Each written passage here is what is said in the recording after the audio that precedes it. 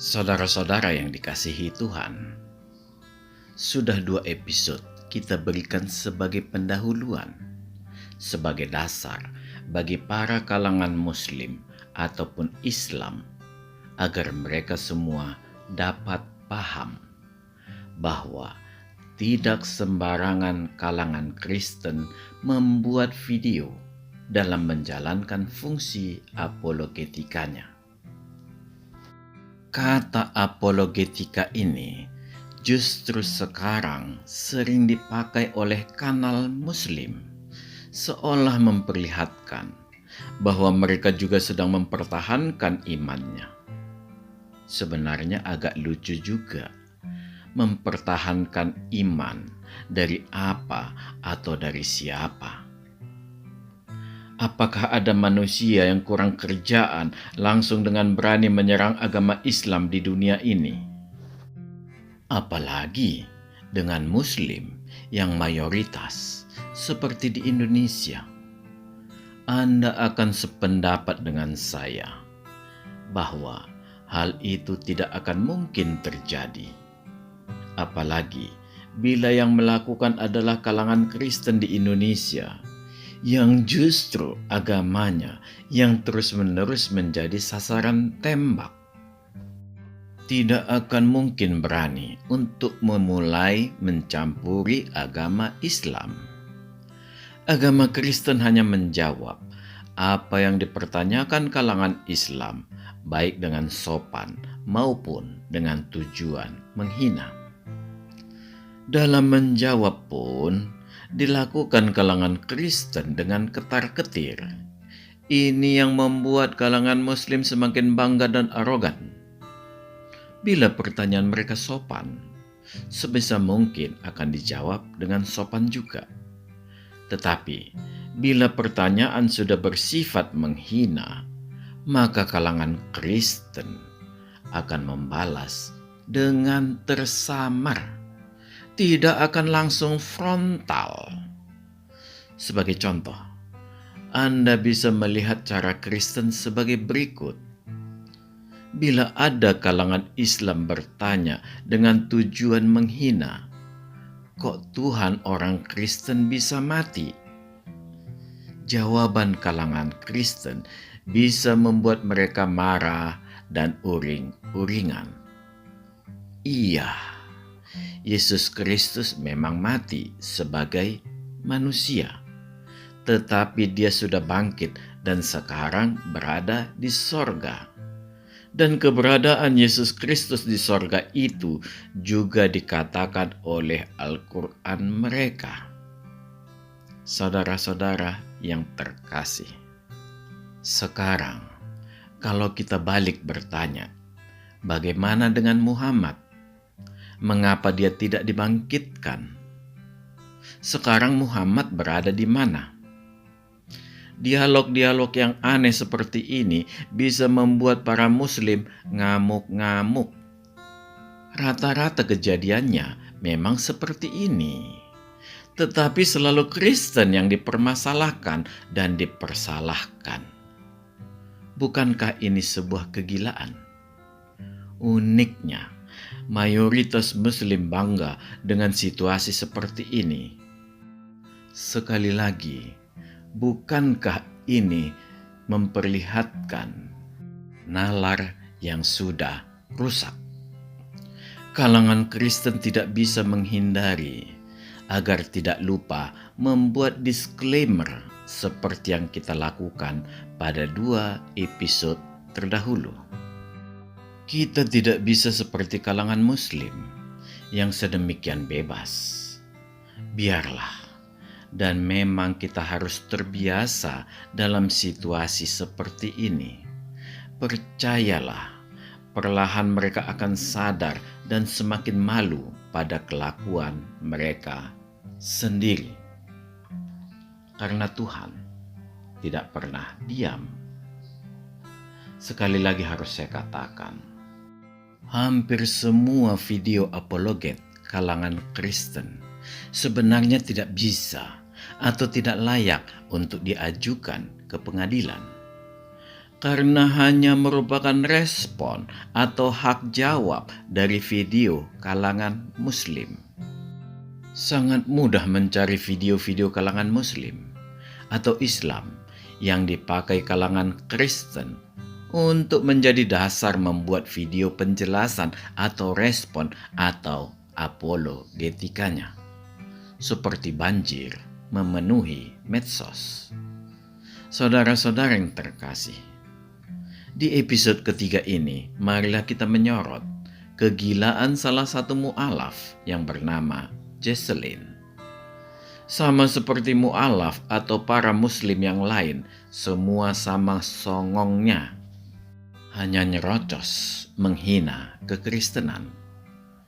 Mengapa mereka tidak mau meneliti kitab sucinya sendiri dan merenungkan kebenarannya seperti apa yang ada di dalamnya?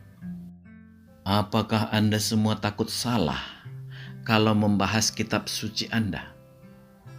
Mengapa Anda takut? Apakah Anda takut dibunuh oleh muslim yang lain? Itu mungkin bagian tugas Anda supaya memberi pencerahan pada muslim lainnya. Dengan demikian, Islam akan mampu menjadi agama damai. Kalau orang Kristen sendiri memang diperintahkan Tuhan untuk mengenali Tuhan secara pribadi, tidak bisa secara sekilas. Mengapa seperti itu? Karena orang Kristen lebih takut pada kematian kekal, yaitu sebuah keadaan di mana dia tidak hidup bersama dengan Allah setelah kematian menjemputnya. Itulah hal yang paling menakutkan bagi orang Kristen, yaitu keberlanjutan kehidupan rohani setelah kematian fisik di dunia ini. Saudara-saudara yang terkasih, keadaan-keadaan seperti itulah yang membuat banyak orang menjadi tidak sadar bahwa hak yang paling asasi pada dirinya sudah dicabut, yaitu hak untuk memperoleh keselamatan hidup yang kekal dari pengenalannya sendiri secara pribadi pada Tuhannya. Ini terjadi dikarenakan mereka menganggap remeh tentang kehidupan setelah kematian menjemput manusia di dunia ini, yaitu kehidupan yang kudus dan mulia bersama Sang Pencipta. Ketidaksadaran ini terjadi dikarenakan tidak mau mencari Tuhan secara mandiri, semua lewat cerita yang diceritakan. Bila seperti ini, yang Anda peroleh hanya cerita yang menina-bobokkan. Tidak heran, justru mereka kebingungan mengapa kalangan Kristen lebih banyak tahu tentang Al-Quran daripada kalangan Muslim sendiri. Ini disebabkan kalangan Kristen juga membeli dan mempelajari Al-Quran untuk memperoleh perbandingan. Itulah perjuangan untuk mengejar kehidupan kekal yang sesungguhnya, yaitu dengan cara mencari sendiri dan tahu apa yang diinginkan Tuhan dari diri kita. Itu tidak akan mungkin terjadi bila memegang kitab suci agama lain saja kita sudah takut. Sungguh aneh. Apa yang membuat kalangan Muslim jangankan membaca, untuk memegang Alkitab saja mereka takut? Saudara-saudara yang terkasih, memanglah Alkitab adalah kitab suci kalangan Kristen. Kesuciannya karena berisi kebenaran informasi tentang Allah sebagai pencipta segala sesuatu. Allah yang mengasihi segala isi dunia yang diciptakannya dan selalu menginginkan yang terbaik bagi seluruh umatnya. Selama manusia di dunia ini tetap dipelihara Tuhan, bahkan sampai manusia kelak akan mati, Tuhan sangat menginginkan manusia selamat dan hidup bersamanya di sorga Allah. Sorga yang bersifat rohania. Sebagaimana Allah itu sendiri adalah roh kasih. Sebenarnya, bila mereka mau membuka mata sedikit saja, apakah mungkin kehidupan di sorga masih memikirkan tentang kelanjutan kehidupan duniawi, terlebih kepuasan seksual? Sebenarnya, hal-hal seperti ini tidak pernah direwelin kalangan Kristen. Memang aneh-aneh tawaran sorga ini, dan semakin menarik, maka pilihan yang ditawarkan juga terkadang bikin kita terbelalak saking takjubnya.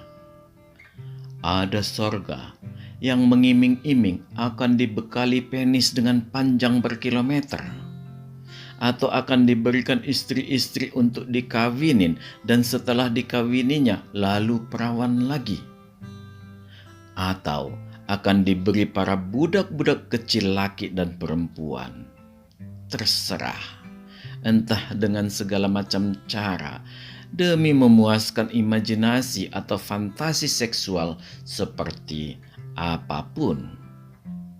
Orang Kristen tidak mau urus.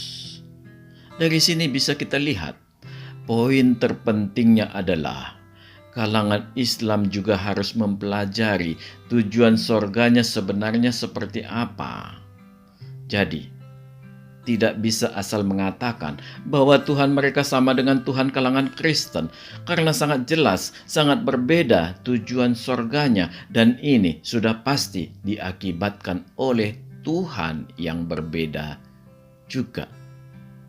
Saudara-saudara yang terkasih, sorga dengan fantasi seksual seperti itu tidak ada di kekristenan. Tetapi memang menjadi sulit dihindari oleh kalangan Kristen karena pihak Muslim terus-menerus membombardir isi kepala mereka tentang kekristenan dengan logika pikir atau apa yang dikatakan Al-Quran. Bahkan seenak perutnya mengatakan Alkitab sudah dipalsukan. Mau tidak mau, kalangan Kristen harus membela diri. Tuhan kita tidak sama.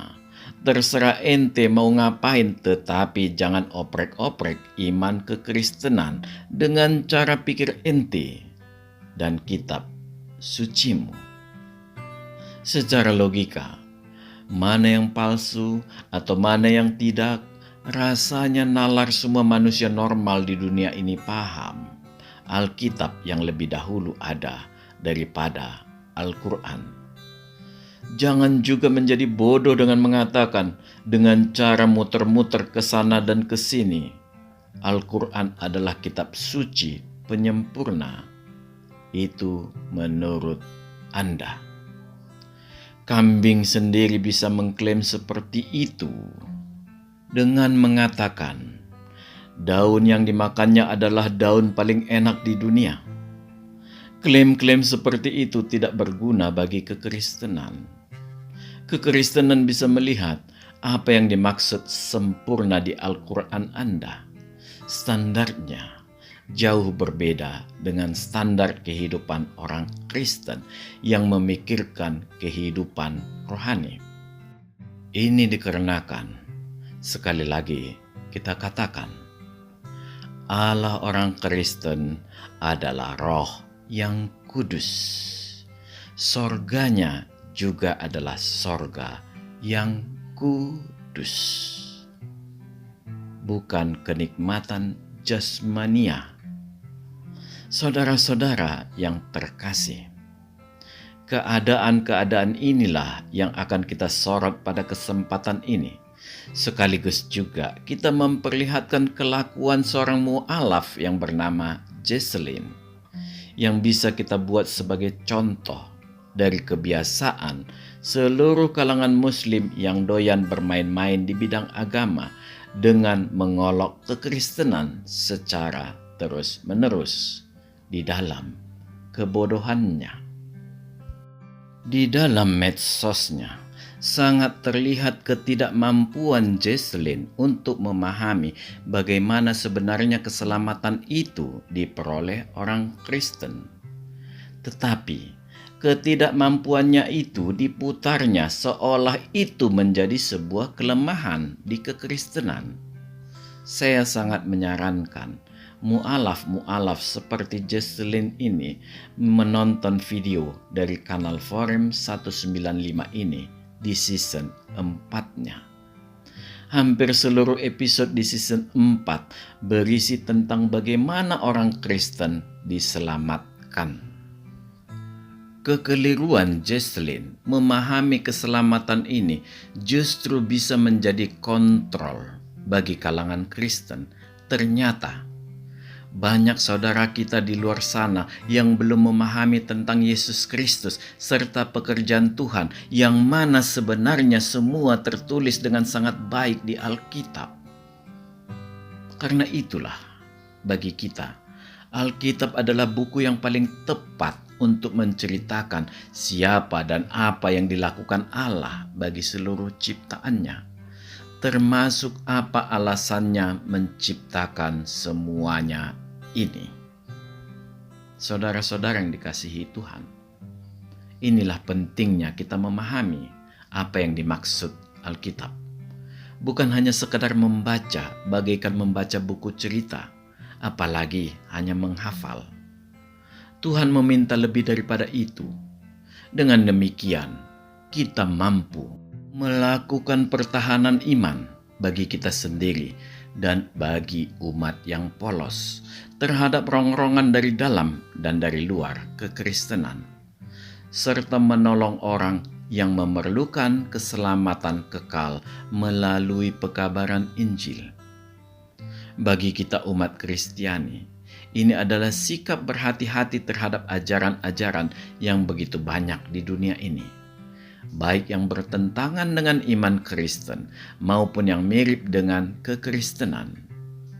Dengan demikian, sekalipun kita berada di dunia yang sama, lingkungan yang sama, bahkan pada gereja yang sama, tetapi kita tetap harus waspada dan mau memahami Alkitab dengan pertolongan Roh Kudus. Saudara-saudara yang terkasih, sebenarnya jauh lebih sulit untuk memperoleh keselamatan di kekristenan daripada yang dibayangkan seorang mu'alaf yang bernama Jesselyn ini. Di dalam kebodohannya, dia berargumen yang sangat lucu, ditambah dengan merendahkan kalangan Kristen di medsosnya sambil mengatakan, keselamatan orang Kristen sangat mudah. Dia meneruskan lagi kicauannya, sekalipun orang Kristen tidak mengenal Allahnya, juga tidak mengenal siapa yang menghakiminya kelak di hari akhir, akan tetap diselamatkan. Benar-benar sangat mudah, katanya. Kalangan Kristen selalu tersenyum melihat pernyataan-pernyataan mu'alaf yang sangat bodoh seperti ini. Kalangan Kristen tidak akan heran mengapa mereka menjadi mu'alaf, bila konsep pikirnya tentang kekristenan hanya seperti itu. Pernyataan para mu'alaf ini sudah memperlihatkan betapa dangkalnya pemahaman mereka tentang kekristenan. Analog dengan ini, bisa dipastikan betapa dangkalnya juga pemahamannya tentang agama Islam. Dan ini terbukti, hampir seluruhnya mu'alaf tidak pernah berani mengotak-atik ajaran Al-Qur'annya. Semua dipasrahkan pada pengajar agamanya sendiri, sekalipun dia tidak pernah bisa memastikan kebenarannya dengan melakukan cross-check secara langsung. Sebab dia tidak memahami bahasa kitab sucinya sendiri. Mereka semua takut salah, dan ini sangat wajar. Di hati kecilnya dia sangat menyayangi kepalanya, karena bisa menjadi halal bila salah ngomong. Saudara-saudara yang terkasih, mu'alaf dan kalangan muslim seperti itu akan semakin marak. hukum arogansi mayoritas yang selalu mereka andalkan demi memancing tanggapan agar kanalnya semakin ramai dan dia menjadi eksis. Dia tidak perlu memikirkan etika kontennya. Sekali lagi, dia dilindungi hukum arogansi mayoritas. Hal-hal seperti inilah yang selalu terjadi dan akan terus terjadi sepanjang negara kita ini, hukum dan aparatnya berada di bawah tekanan agama mayoritas. Bagi kalangan Kristen sendiri, sebenarnya tidak akan ada masalah dengan ocehan Muslim di medsos. Separah apapun mereka katakan, tidak masalah. Karena hal-hal seperti itu adalah dialog biasa yang tidak akan melahirkan hard feeling di kalangan Kristen. Karena dianggap hanya pertanyaan dari orang yang tidak mengerti. Di samping itu, orang Kristen memiliki prinsip sejak dahulu. Tuhan yang diserang, sudah pasti Tuhan akan membimbing orang Kristen untuk memberi jawaban. Hanya itu, selesai. Tetapi, bila ada pertanyaan dari kalangan Kristen, beranikah kalangan Islam bila orang Kristen melakukan hal yang sama? Disinilah terlihat nalar yang sudah rusak. Selalu mau menang sendiri, yang ujung-ujungnya darah menjadi halal. Yang lebih lucu, ada yang mengatakan orang Kristen yang memulai. Ini juga sebuah jawaban dari orang yang otaknya sudah koplak. Logika terbalik yang selalu dimainkan. Tidak umat, tidak pengajar, semua sama. Saudara-saudara yang terkasih, saya ingin menjawab sedikit kebodohan Jesselyn ini daripada diobrolnya terus. Ananda Jesselyn memang orang Kristen sebenarnya tidak perlu melakukan apa-apa tentang karunia keselamatan hidup yang kekal. Karena semua sudah dituntaskan Yesus Kristus di kayu salib. Apa itu? Itulah yang kita sebut dengan nama dosa. Dosa seluruh manusia, saya ulangi, dosa seluruh manusia sudah ditebus Yesus Kristus di kayu salib. Hanya Yesus Kristus yang mampu melakukan itu. Karena dia satu-satunya manusia yang tidak mengenal dosa. Dia manusia suci, menjadi korban yang suci untuk mencuci dosa manusia. Inilah problem manusia sejak awal dunia, yaitu dosa ini. Dosa yang membuat manusia semakin jauh dengan Allah. Bila berbicara tentang dosa, maka manusia tidak akan pernah berdaya. Semua manusia berdosa di seluruh dunia ini dan di sepanjang umur dunia ini.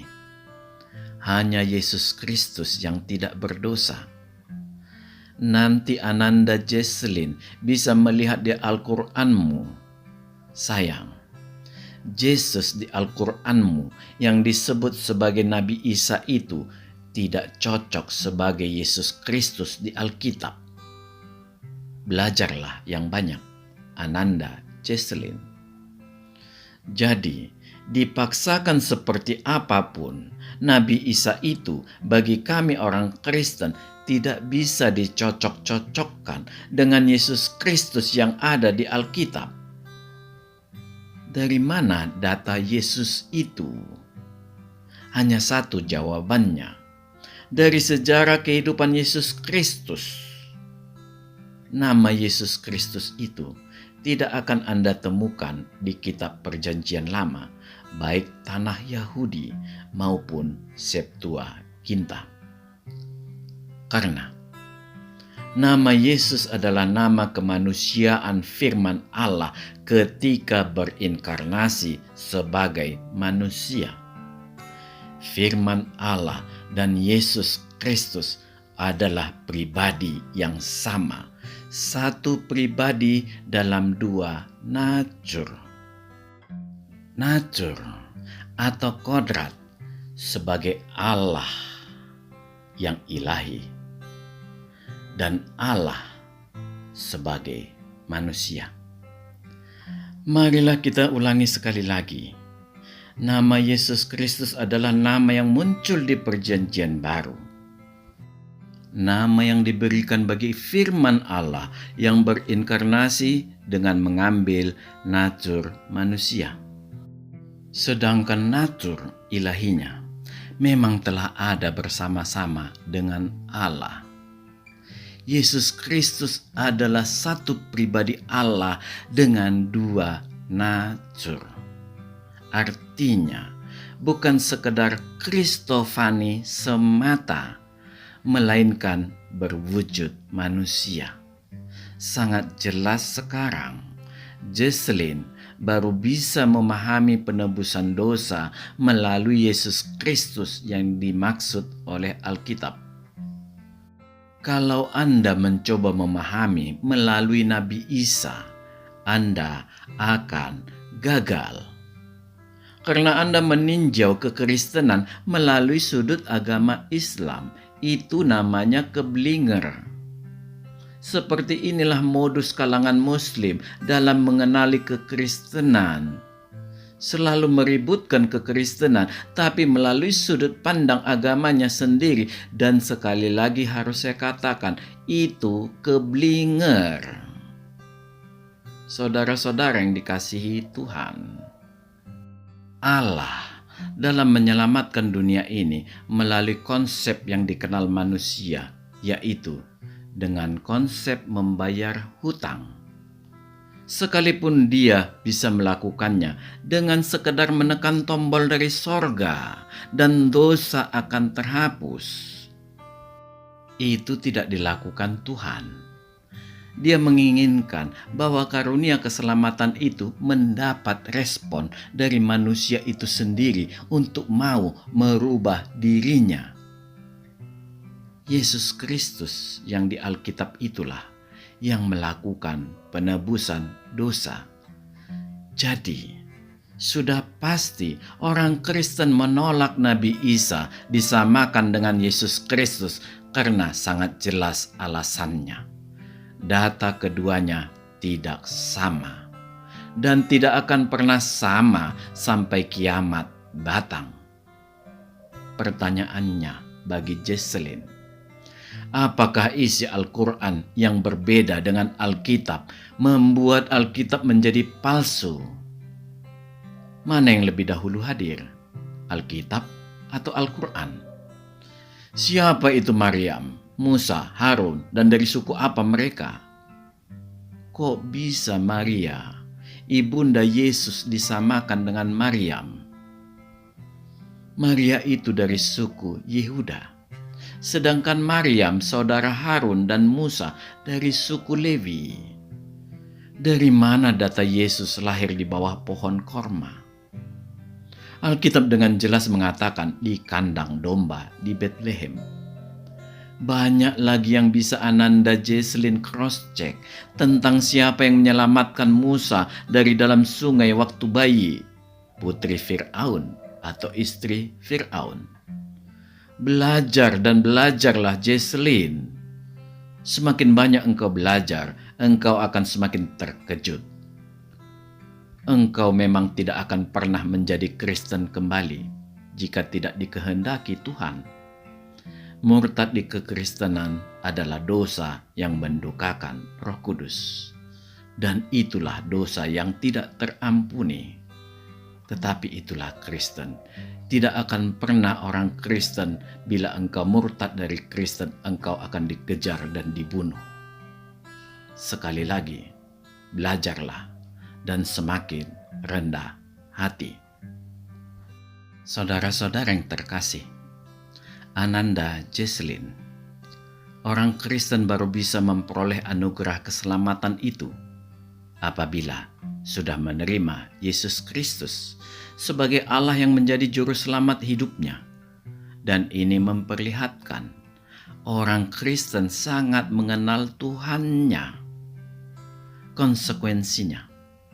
Dengan keselamatan yang diperolehnya itu, maka hidupnya akan berbuah kebaikan. Karena buah mengikuti Kristus hanyalah kebaikan semata. Bila di dalam hidupnya tidak melahirkan buah-buah kebaikan yang disandarkan pada kesadaran akibat memperoleh karunia keselamatan, maka itu adalah iman yang mati. Sebenarnya lah, keselamatan tidak ada pada dirinya. Sekalipun dia berteriak-teriak ke sana ke sini dengan mengatakan atas nama atau dalam nama Yesus Kristus, di mata Tuhan, dia hanya seorang pembohong. Saya yakin Jesselyn pernah membaca tentang ini di Alkitab, tetapi Anda tidak mengerti. Sudah bisa Ananda Jesselyn melihat bagaimana keselamatan orang Kristen itu? Apakah mudah? Sama sekali tidak, karena berkaitan erat dengan keangkuhan hidup.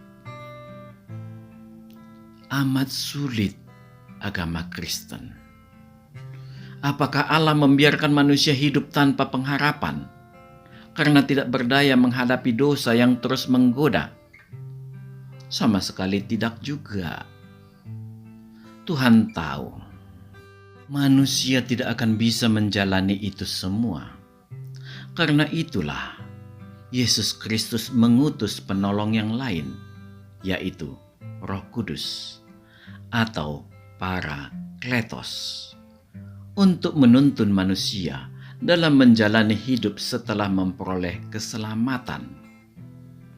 Banyak orang Islam mengatakan Parakletos atau Roh Kudus ini adalah Muhammad.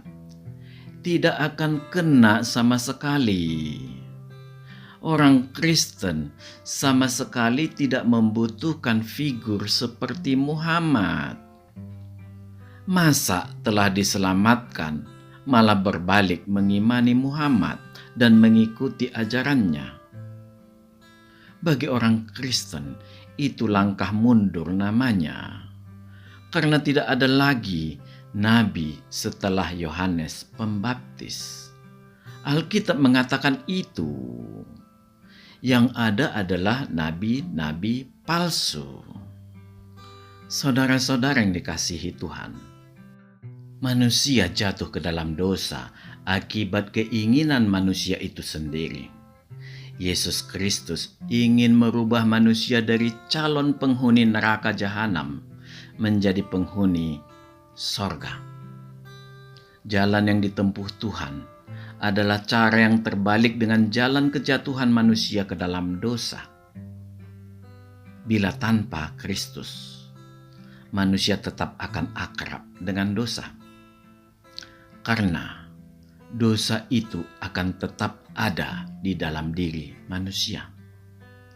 Tetapi bila manusia menerima Kristus, maka Kristus akan mengutus Roh Kudus untuk menolong manusia itu menjalani sisa hidupnya di dunia ini sekalipun dengan jatuh bangun. Dengan demikian, dari tren yang awalnya semakin jatuh terpuruk ke dalam dosa kejahatan akan berubah menjadi tren yang semakin menuju kesempurnaan hidup yang penuh kasih kebaikan. Satu pertanyaan saya, apakah Jesselyn sudah mempelajari Al-Quran dengan baik? Bagaimana menurut Ananda pada penghafal Al-Quran? Masuk surga atau tidak? Tahukah Jesselyn apa artinya menghafal? Tidak perlu sebagai pelaku firman, tidak perlu mengenal siapa pemberi firman, tidak perlu mengasihi sesama. Beranikah Jesselyn mengatakan mereka tidak masuk surga? Belajarlah Ananda Jesselyn lebih dahulu. Orang Kristen luar biasa sangat mengenal Tuhannya. Sekali lagi Jesselyn harus buka telinga. Orang Kristen sangat mengenali Tuhannya. orang Kristen paham begitu luar biasa tentang konsep kealahan melalui Tritunggal. Dan ini yang membuat kalangan Muslim seperti cacing kepanasan, karena mereka tidak mampu menalarnya. Tetapi, bila kita mohon kepada Yesus Kristus agar dicurahkan penyertaan Roh Kudus, maka Tritunggal itu akan sangat mudah dipahami. Karena konsepnya hampir mirip dengan manusia yang merupakan komplemen dari tubuh, jiwa, dan roh. Orang Kristen sadar bahwa Allah itu sangat rumit. Tidak sesederhana bakpao. Sekalipun demikian, orang Kristen tetap bisa mengenali Allahnya. Semua karena Roh Kudus. Saudara-saudara yang terkasih, pertanyaan saya, apakah Jesslyn tahu siapa Tuhanmu? Sudahkah Jesslyn menyelidiki siapa Allah SWT itu? Satu hal yang tidak kalah penting, tahukah Jesslyn siapa nanti yang sebagai hakim di hari terakhir? Al-Quran Anda mengatakan hakim terakhir adalah Nabi Isa. Dia satu-satunya manusia tanpa dosa dan sekarang dia berada di sorga. Sudahkah Anda periksa mana yang lebih luar biasa, Nabi Isa atau Nabi Muhammad? Tetapi kedua nama itu tidak berarti apa-apa bagi orang Kristen. Sekali lagi kita ulangi, terlalu dipaksakan Nabi Isa sebagai Yesus Kristus, karena datanya sangat berbeda. Kedatangan Yesus Kristus kedua kalinya adalah untuk menghakimi. Agak mirip dengan Islam. Hanya ada tambahan, juga untuk membunuh babi. Kok tugas tambahan bagi Yesus Kristus ini agak aneh? Kok tidak ada di Alkitab? Orang tidak berdosa sebagai hakim terakhir sedemikian agung memang masuk akal. Tapi kok sepertinya menjadi iseng dengan ada tugas tambahan dengan membunuh babi. Ini Yesus Kristus yang aneh. Saudara-saudara yang dikasihi Tuhan, bagi para pengkhotbah Kristen, banyak-banyak belajar. Sebelum mengatakan Isa dan Yesus Kristus adalah sama, kepalamu juga nanti diketuk Tuhan. Berhati-hatilah. Periksa datanya. Bukan hanya sekedar melihat pergeseran perubahan nama. Yang terakhir, bagaimana menurut Jesslyn tentang Nabi Muhammad? Pertanyaan bagi Anda, mana yang lebih Anda dengar? Perintah Allah SWT atau perintah Muhammad? Beranikah Anda bersahadat bila hanya kepada Allah Anda saja, tanpa mengikut sertakan Nabi Muhammad? Belajar yang banyak nak tentang kehidupan kekal. Jangan menganggap remeh kehidupan kekal itu. Dan tidak perlu Anda merendahkan kekristenan. Cukup Anda bisa menjawab pertanyaan yang sepele seperti tadi. Sekali lagi saya katakan, cari sendiri kehidupan kekal itu. Jangan menggantungkan kehidupan kekalmu kepada para pemuka agama, karena mereka juga belum tentu selamat. Dunia ini bagaikan rimba raya. Belajarlah mengenali Tuhan yang benar. Bila engkau ingin mengetahui ciri-cirinya, berdoalah. Maka Tuhan akan mengarahkanmu untuk mencari Dia yang penuh kasih. Karena Dia menekankan untuk mengasihi Allah saja. Barulah, setelah mengasihi Allah, Anda akan dibekali kasih-Nya untuk mengasihi sesama. Belajar menghilangkan kebencian dari hatimu. Amin. Tuhan memberkati kita. Marilah kita masuk ke saat teduh sejenak.